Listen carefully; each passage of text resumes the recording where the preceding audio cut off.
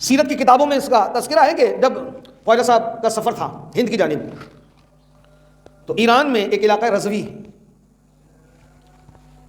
اور وہاں ایک مقام ہے، اس کا نام ہے سبزہ زار یا سبزوار. تو جہاں یہ مقام ہے وہاں سے میرے خواجہ کا جب گزر ہوا تو آپ رحمۃ اللہ تعالی علیہ نے وہاں ایک باغ میں قیام فرمایا، وہاں پہ رک گیا. باغ بڑا خوبصورت تھا، جس کے وسط میں ایک خوشنما حوض تھا، اور یہ باغ جو تھا وہ سبزوار کے حاکم کا تھا، لیکن تھا بڑا وہ ظالم اور عیاش، شرابیں پیتا، دھینگا مستی کرتا، غل غپاڑا، شور شرابہ کرتا. اب چونکہ تھا بھی بد مذہب، ہندو تھا. ایک مرتبہ، یہ اس وقت کی بات ہے کہ جب خواجہ صاحب اس باغ میں جلوہ فروز تھے،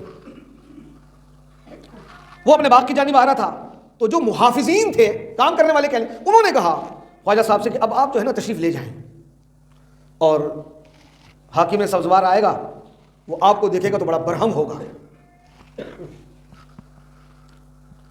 اور اس کی سخت گیری کا حال عرض کیا اور درخواست کی کہ آپ یہاں سے تشریف لے جائیں، اس لیے کہ آپ اللہ والے ہیں، کہیں آپ کو نقصان نہ دیں.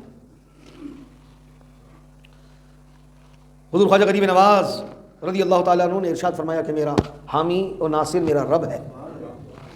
آپ اس کی پرواہ نہ کریں، میرا رب میرا حامی و ناصر ہے، میرا نگہبان و مددگار ہے.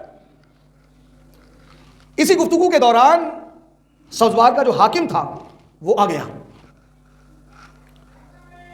اور سیدھا حوض کی طرف آیا اور اپنی عیش و عشرت کی جگہ پر ایک اجنبی درویش کو دیکھا تو ایک دم آگ بگولا ہو گیا. اس سے پہلے کہ وہ کچھ کہتا، خواجہ غریب نواز نے اپنی گردن اٹھائی اور نظر ولایت اس پر ڈالی. جب اس کی نظر سے نظر ملی، ہم ایک جملہ استعمال کرتے ہیں نا، تازی ٹھنڈے، اور صرف اس کے مزاج ہی میں تبدیلی نہیں ہے، اس کی تو کایا پلٹ گئی. تیری ایک نگاہ کی بات ہے، تیری ایک نگاہ کی بات ہے اور میری زندگی کا سوال ہے. خواجہ صاحب نے نظر جب ڈالی، اس کی تو کایا پلٹ دی. اب وہ جو حاکم سبزوار تھا وہ آپ رحمۃ اللہ تعالی علیہ کی نظر جلالت کی تاب نہ لا سکا اور ایک دم بے ہوش ہو کے زمین پر گر گیا. خادموں نے منہ پر پانی چھڑکا،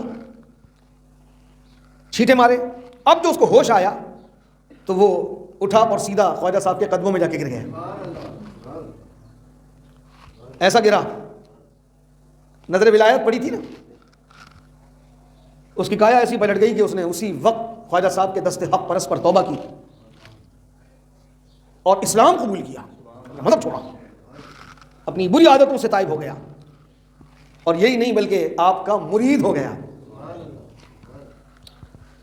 پیر و مرشد خواجہ غریب نواز رحمۃ اللہ تعالی علیہ کی یہ ایک ایسی کوشش تھی کہ اس نے ظلم و جور سے جمع کی ہوئی ساری دولت،